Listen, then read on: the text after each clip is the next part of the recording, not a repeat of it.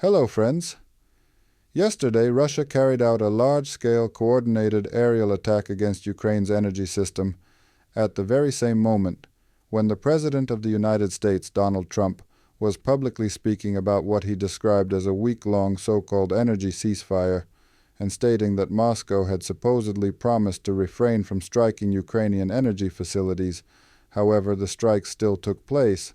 and after the attacks, the President of Ukraine, Volodymyr Zelensky, called on the American side to respond to what he described as a violation of those assurances. Against this backdrop, United States Senator Lindsey Graham publicly spoke in favor of strengthening military support for Ukraine, including the transfer of long-range missiles, while political circles in Washington and beyond continued debating how effective diplomatic pressure on the Kremlin actually is, with some commentators arguing that there was never a real halt in attacks and that talk about a pause was more political rhetoric than practical reality. At the same time, analysts point to another dimension of United States policy, which is economic pressure on Russia's oil and gas sector through sanctions and financial restrictions that could have long-term consequences for Moscow's ability to finance the war, emphasizing that economic tools often produce deeper, more strategic impact than public statements alone. In parallel, an intense information war continues, in which Russian media outlets accuse Ukraine of violating alleged agreements,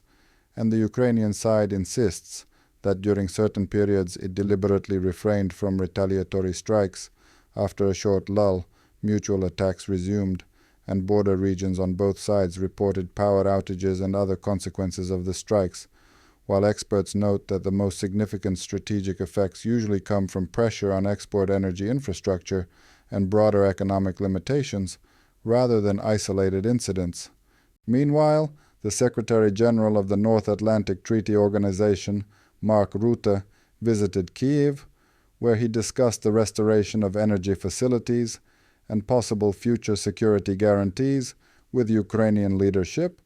while international media outlets published potential scenarios of Western responses in the event of a breach of a hypothetical peace agreement, ranging from diplomatic warnings to coordinated actions by Allied forces. However, these guarantees remain the subject of intense debate, because Russia opposes any binding security commitments for Ukraine, and many experts stress that any real guarantees could only take effect after active hostilities end, whereas at the present time, the decisive factor in Ukraine's security remains the strength of its own armed forces, together with the resilience and unity of its society in the face of prolonged challenges.